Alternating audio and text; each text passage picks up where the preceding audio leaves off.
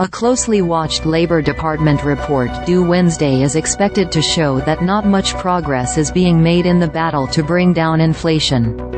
If so, that would be bad news for consumers, market participants and Federal Reserve officials, who are hoping price increases slow enough so that they can start gradually cutting interest rates later this year.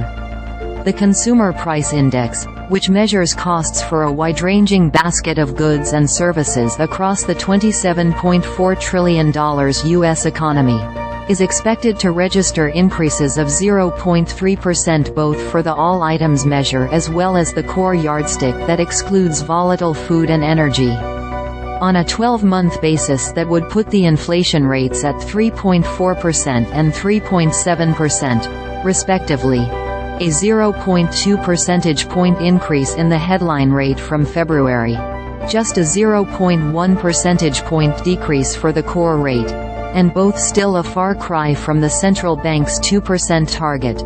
We're not headed there fast enough or convincing enough, and I think that's what this report is going to show, said Dan North, senior economist at Allianz Trade North America. The report will be released at 8:30 a.m. Eastern Time. North said he expects Fed officials to view the report pretty much the same way, backing up comments they've been making for weeks that they need more evidence that inflation is convincingly on its way back to 2% before rate cuts can happen. Moving convincingly toward 2% doesn't just mean hitting 2% for 1 month. It means hitting 2% or less for months and months in a row, North said. We're a long way from that, and that's probably what's going to show tomorrow as well. To be sure, inflation has come down dramatically from its peak above 9% in June 2022.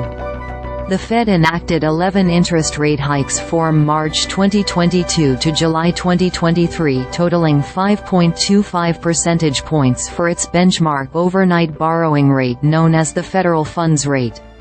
But progress has been slow in the past several months. In fact, headline CPI has barely budged since the central bank stopped hiking, though core, which policymakers consider a better barometer of longer-term trends, has fallen about a percentage point. While the Fed watches the CPI and other indicators, it focuses most on the Commerce Department's Personal Consumption Expenditures Index, sometimes referred to as the PCE deflator. That showed headline inflation running at 2.5% and the core rate at 2.8% in February. For their part, markets have grown nervous about the state of inflation and how it will affect rate policy. After scoring big gains to start the year, stocks have backed off over the past week or so, which have seen sharp swings as investors tried to make sense of the conflicting signals.